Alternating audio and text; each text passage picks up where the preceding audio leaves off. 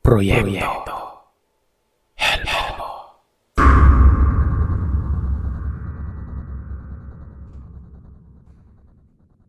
Itago niyo na lamang po ang aking pagkakakilanlan. Kwento ito ng aking ina at ilagay natin ito sa point of view niya. Ako si Dina, hindi na natuto. Madalas kasi iyon ang pang-asar sa akin ng nanay ko. Nung kabataan ko ay sobrang hikaos namin kaya naman kahit gusto kong maging babaeng pulis, ay hindi ko man lang natapos ang high school noon. Napilitan akong tumulong sa gawaing bahay. Lalo na't ang aking ama ay sabihin nating ang tingin sa mga babae ay puro gawaing bahay lamang at ang mga lalaki naman ay trabaho at provider. Subali ayon. 17 taong gulang ako nang maisipan ko na kailangan talagang may mapatutunguhan ako sa buhay. Hindi ako pwedeng hanggang babaeng bahay lang. Hindi pwedeng magkaroon ako ng asawa na ang mindset ay gaya ng aking ama, na siya lang ang kakayod. Tapos ako, sa bahay lang talaga. Ilang beses akong nagpaalam sa mga magulang ko noon na kung pwede ako magtrabaho. Kasambahay, tagaluto, tagalaba o kahit ano. Tutal, yun naman ang tinuran nilang magtrabaho ako ng ganun, diba? Mas maigi na sigurong gagawa ako ng mga may pinagkakakitaan kahit papano. Pwede ding bantay sa mga tindahan o kung ano. Basta may pera. Nung una ay ayaw nila akong payagan pero hindi kalaunan. Sa inis na rin siguro ng aking ama na gusto niyang patunayan na hindi ko kaya ang gusto ko. Pinayagan niya ako. Marami na akong napasukan noon. Tindera, tagabantay. Mga siguro nasa 5 amo na ako na nagkaroon noon ng iba't ibang trabaho. At nasa mahigit 1 taon na rin akong wala sa amin. Hindi pa uso ang cellphone noon. Sulat lang. Ang nangyayari na lamang paminsan-minsan ay kapag may mga kakilala akong bumabiyahe o kung minsan ay ang isang kapatid kong lalaki ay nakikita ko sa city proper. Nagbibigay ako ng pera na panggastos nila sa bahay. Lagi lang naman ninyang sinasabi na kinakamusta lamang ako nila tatay. Makalipas pang ilang buwan, itong amo kong panghuli ay magmamigrate na ng Maynila.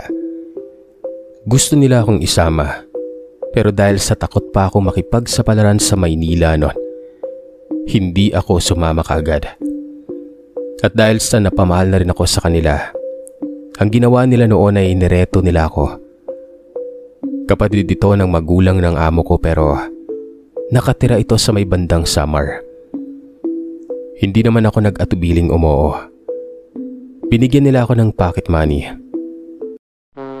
Nagkahiwalay lamang kami sa pier noon. Pagkarating ko ng Samar ay sinunod ko lamang yung sinabi nila. Hindi ako nagdalawang isip noon, Sir Seth, kasi nga ang pangako ng amo ko na yun ay magkikita pa rin kami. At kapag handa na ako ay kukunin nila ako pa Maynila. Subali, hinanap ko ito. Pero sa kasamaang palad ay pagkarating ko doon, isang masaklap na balita yung naabutan ko. Pumanaw itong kapatid ng kanyang magulang. At gawa nga ng pahirapan ng komunikasyon noon ay aabutin pa ng ilang araw bago ito malaman ng dati kong amo. Tapos pa Maynila pa sila noon, diba? Dahil sa wala naman akong gagawin doon sa lugar nila at nireto lamang ako at hindi ako kilala ng mga tao, nangapa talaga ako. Ano nang gagawin ko? Saan ako pupunta? Nasa may sentro ako noon na nagbabaka sakali ako. Kinapalan ko na ang mukha ko na magtanong-tanong ng mga bukas na pwedeng trabaho. Hanggang sa merong isa doong tendera na nagsabi sa akin na kung gusto ko daw, ay susubukan niyang magtanong doon sa nagdi-deliver sa kanila ng mga supply nila sa negosyo. At sakto ngang meron itong kakilala. Yun nga lang ay kailangan ko pa umanong tumawid papuntang Leyte kung gusto ko yon. Maganda naman umano doon gawa ng may kaya talaga at kailangan nila ng mga tao para sa bahay dahil medyo abala sa negosyo ang mga ito. At isa pa, parang umalis daw yung isa sa mga kasambahay nila noon. Sa madaling salita, sumama ako.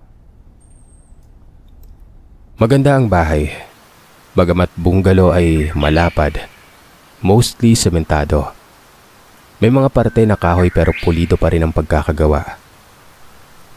Dumating ako doon na meron na silang isa pang kasambahay, si Mary, na halos 1 linggo lamang ding nauna sa akin noon. Ang amo namin ay ang mag-asawang tawagin na lamang nating Renato at Samay. Bali walking distance lang mula sa main road ang bahay na mag-asawa na ito. At sa main road na ito ay mismong nakatayo ang kanilang negosyong kainan. Kumbaga sa pagitan ng bahay at ng kainan nun ay merong kamalig na bagsakan nila ng kung ano-anong gamit sa pagluluto. 2 ang daan. Nahahati ang bakod na yon. Hindi ka basta-basta makakapasok doon sa may kamalig kung galing ka sa bahay. Naharangan ito at may pintong nakakadena. Bali kung gusto mong mapunta doon sa kamalig ay kailangan mo pang lumabas ng bahay. Maglakad papunta sa main road, papasok sa may kainan at pupunta sa may likuran. Unless may hawak kang susi ng kinandadong kadena para mabuksan ang gate doon papasok sa may kamalig na hawak-hawak noon ng amo namin. Walang anak ang mag-asawa, pero kaswal lamang sila. Hindi sila yung tipong palakausap. Nung kakarating ko lang siguro, maraming tanong pero hindi na sila napaisip ng kung ano na talagang magduda sa akin noon. Lahat ng gawain sa loob ng bahay ay ginagawa namin ni Mary. Maliban na lamang sa pagluluto ng ulam ng mga amo namin at paglilinis ng kwarto nila. Kami naman din ay may sustento na mga lulutuin nun. At paminsan-minsan ay pinapayagan kaming kumuha ng mga kung anong sobra sa mga hindi nalutong karne o isda sa kainan. At kung siswertehin, pinapayagan din kaming kumuha ng ulam doon. Pero syempre, nakakasawa din minsan kasi paulit-ulit lang naman madalas ang luto ng kusinera doon eh. Isang gabi, nagising ako dahil sobrang sama ng panaginip ko. Hindi na din ako makatulog nun.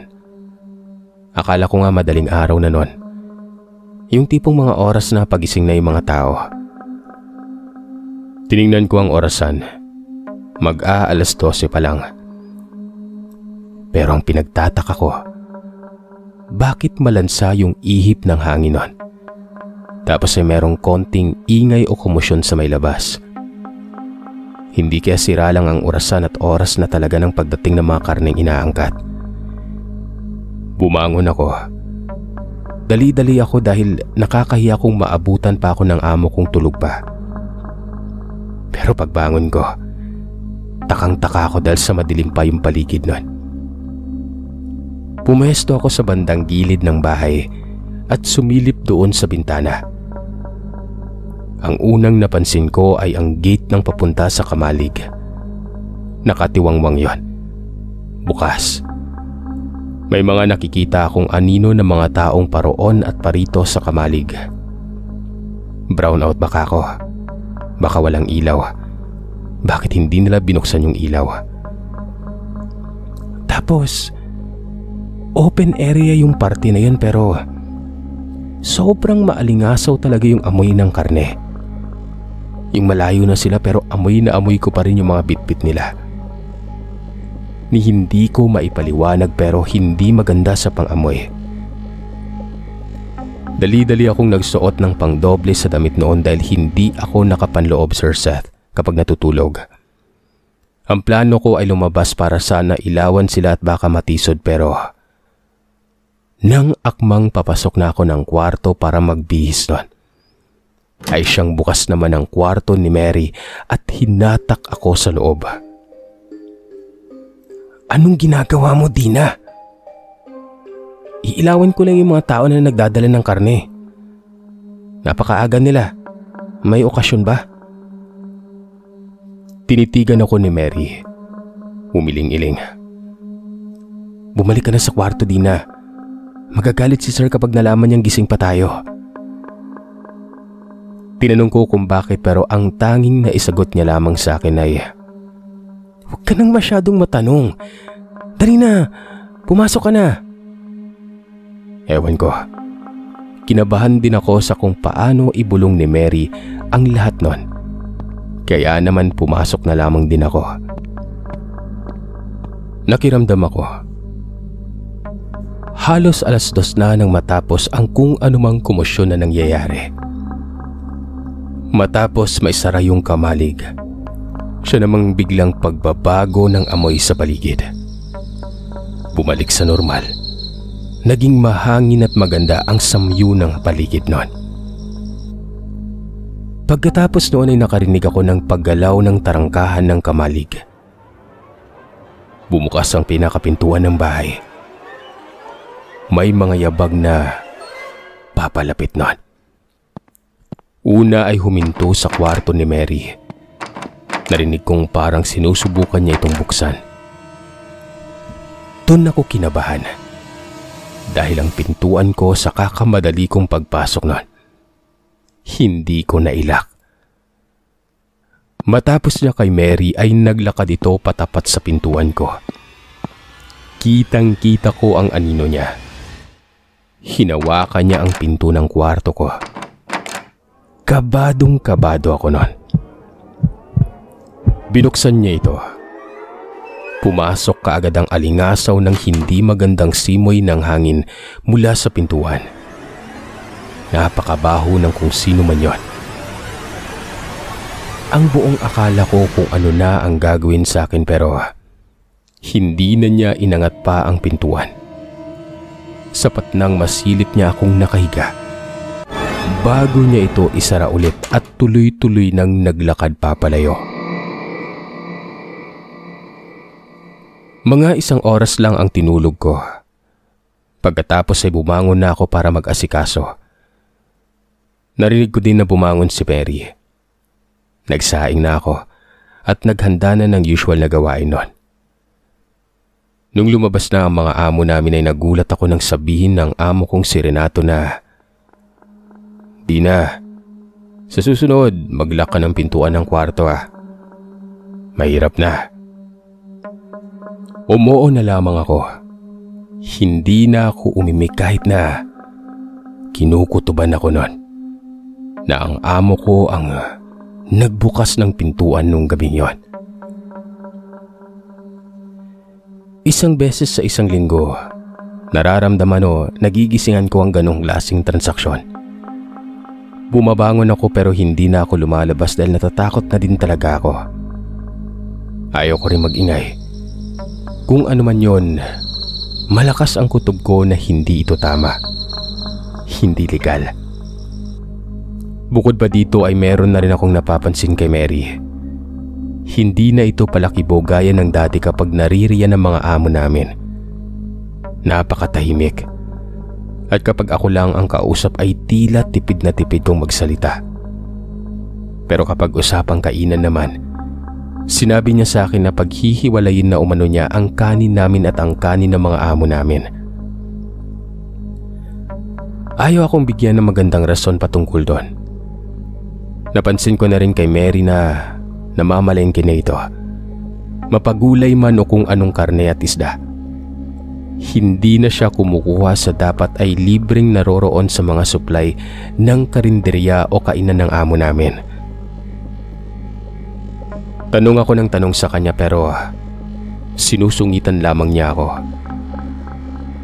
Pati dito kay Mary, kinukutuban ako.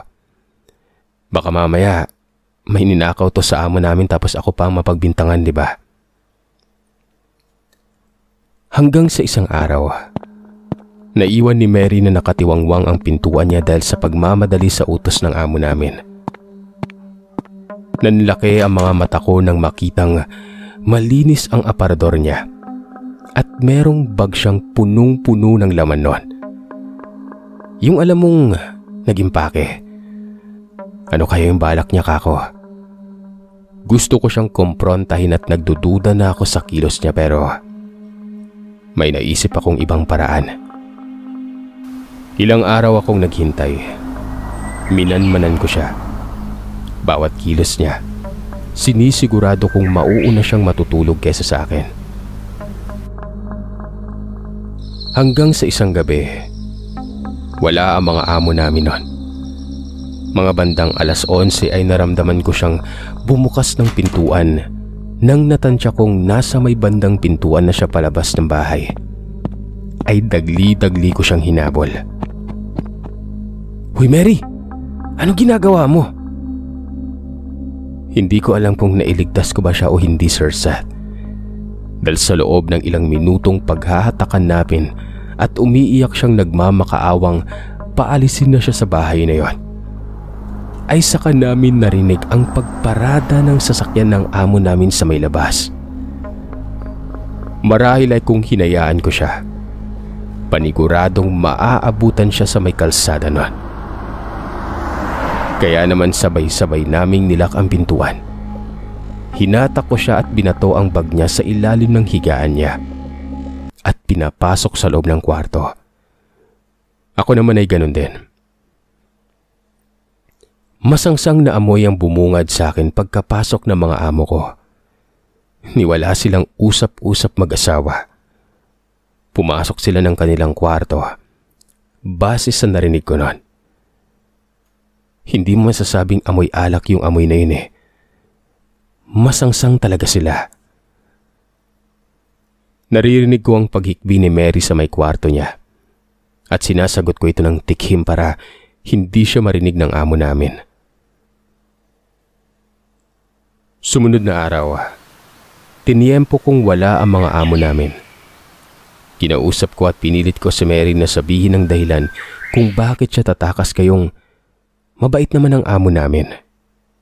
Meron ba siyang nagawang kasalanan o may hindi ba siya nagawang maganda para bigla-bigla na lamang siyang aalis ng walang paalam? Naalala mo yung isang gabi na nagising ka, Tina? Tapos maraming tao sa kamalig. Tapos pinapasok kita ng pilit sa kwarto mo. Tumango ako. At dito na niya ikinuwento ang lahat. Ilang gabi ang nakaraan bago pa ako dumating sa bahay na yon. Hindi naman daw nag-iisa si Mary. Sa kwarto ko ay merong dating kasambahay din siyang kasama na nagngangalang Erlinda. Medyo sabaw-sabaw nga din umano si Erlinda noon at parang palaging lutang. Pamilyar. Tapos 3 araw bago ako dumating ay bigla na lamang itong nawala. Ang sabi umano ng amo namin ay nagtanan daw ito kasama ng nobyo niya, pero ang ipinagtataka ni Mary ay bakit naroroon ang gamit nito. Naiwan. Ni walang bakas na may plano itong tumakas. Hanggang sa yun nga, dumating na ako. Hindi na ito ikinuwento ni Mary sa akin sa kadahilan ng pinagsabihan siya ng kanyang amo na wag na wag babanggitin ito. Dahil baka umano matakot ako nun. Hanggang sa isang madaling araw, Huwebes, nagising si Mary dahil nakalimutan niyang ikandado ang gate palabas ng kalsada. Meron namang mga susi ang amo namin. Baka mapagalitan lamang kami kapag hindi nakalak yun. Sarado na lahat. Walang ano-ano habang naroroon siya. Ay meron siyang narinig na kalampag mula sa may kamalig. Pasigaw niyang narinig ang boses na tila nag-iingay nun. Pero nag-iingat na marinig ng kung sino lang. Tinatawag ng boses na ito si Mary. Umikot si Mary doon sa may saradong kainan. Pagkatapos ay sinilip kung sino ang nasa loob ng bodega. Laking gulat niya nang makita si Erlinda. Nagmamakaawa ito na ilabas siya. Ikinulong umano siya doon sa lugar na yon. Dali-dali namang binuksan ni Mary ang kandado ng kamalig at sa unang pagkakataon ay sumingaw ang napakalansang loob o kung anumang meron sa lugar na yon. At doon niya nakitang sa loob ng kamalig ay nagmistula itong parang isang maliit na katayan ng mga karne. Parang maliit na palengke. Hindi niya alam kung papaniwalaan niya si Erlinda nang sabihin nito na hindi tao ang mga amo namin. Na kapag hindi siya nakatakas bago ang linggo ng gabi, kainin siya. Nangangayayat si Erlinda pero namamaga ang katawan nito. Kung ano-ano daw ang pinapakain sa kanya doon. Hanggang sa nakawala ito sa pagkakatali. Tandang-tanda pa ni Mary noon na nirereklamo ni Erlinda ang singsing na bigay ng nobyo niya na sa sobrang magana ng daliri nito ay hindi na niya ito magawang kuhanin pa. Parang baliw na tumakas si Erlinda. Hinahatak niya si Mary na sumama na sa kanya pero hindi magawang makagalaw ni Mary noong panahon na yon.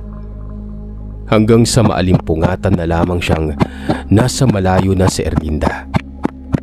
Kaya naman dali-dali niyang sinara ang pintuan ng kamalig at tumakbo na para isara ang kainan at bumalik na lamang ng bahay nun. Buong magdamag siyang gising nun. Hindi niya malilimutan ang sinabi ni Erlinda na linggo ng gabi. At siya nga, linggo ng gabi, nagising si Mary ng madaling araw para makimatsyag. Nang maramdaman niyang lumabas ang amo niya ay doon siya umikot sa bintana kung saan din ako sumilip at nakita niyang dumaan nga ito doon sa likurang bahagi kung saang merong gate papunta sa may kamalig.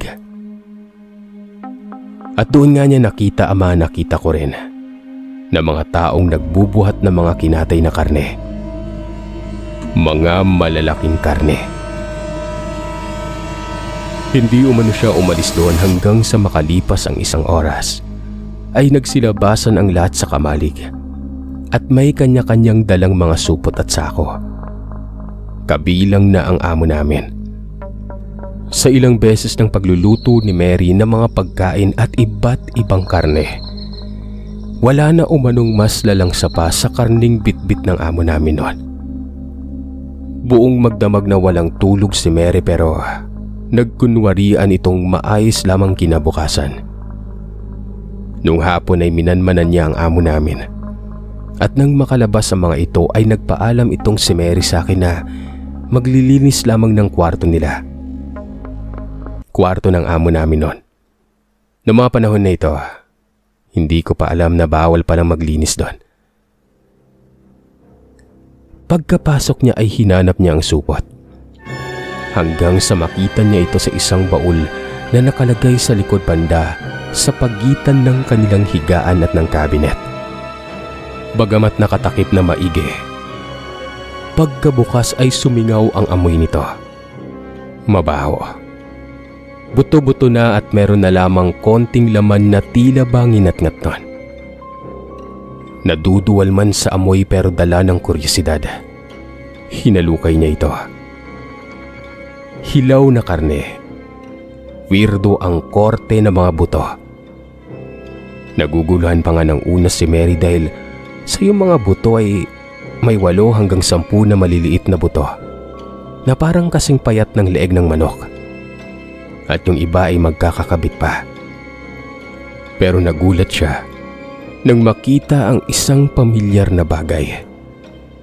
Dahil sa isa sa mga maliit na buto na yon, na merong laman-laman pa, ay may nakasuksok na singsing na sa pagkakaalala niya. Singsing ni Erlinda. Ibig sabihin ba nun, daliri yung buto na yon?